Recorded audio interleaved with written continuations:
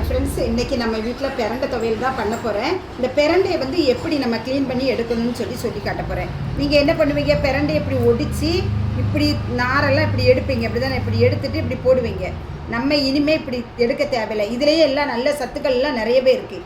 இதை அப்படியே போட்டு நம்ம இன்றைக்கி ஒரு துவையல் பண்ணிக்கலாம். நான் எப்படி பண்ணணும்னு சொல்லித்தரேன். நார் எதுவும் எடுக்க வேண்டாம், இந்த இலையை பிடுங்க வேண்டாம், இந்த இதையும் க்ளீன் பண்ண வேண்டாம். காஞ்சி இருக்கிற இந்த குப்பைகளை மட்டும் நான் க்ளீன் பண்ணி வச்சுருக்கேன். இந்த மாதிரி க்ளீன் பண்ணி மட்டும் இதை மட்டும் எடுத்துக்கோங்க. மற்ற பச்சையாக இருக்கிறதெல்லாம் அப்படி எடுத்துக்கோங்க. எடுத்துகிட்டு சிசரை வச்சு இப்படி நல்லா பொடிசாக வெட்டிடுங்க. இப்படி நீங்கள் வெட்டி போட்டுட்டிங்கன்னா எந்த கழிவுமே இல்லை. ஒரு 10 நாள் நீங்கள் கண்டினியூவாக வாரத்தில் 2 தடவை நீங்கள் சாப்பிட்டுட்டு வந்தீங்கன்னா கால் வலி கம்ப்ளீட்டாக போகும். இதில் ஏகப்பட்ட சத்துக்கள் இருக்குது. குறிப்பாக இதில் சுண்ணாம்பு சத்து, கால்சியம் நல்லாவே நிறைஞ்சிருக்கு. இந்த மாதிரி பொடிசாக நீங்கள் வெட்டிடணும். வெட்டினதுக்கப்புறம் கழுவக்கூடாது, வெட்டுறதுக்கு முன்னாடியே நீங்கள் கழுவிடுங்க. இது உடம்புக்கு ரொம்ப நல்லது. இனிமேல் இந்த மாதிரி நீங்கள் க்ளீன் பண்ணுங்கள். இது ஒரு நல்ல குறிப்பாக எடுத்துக்கோங்க. வாரத்தில் 3 நாள் 4 நாள் சாப்பிடுங்க.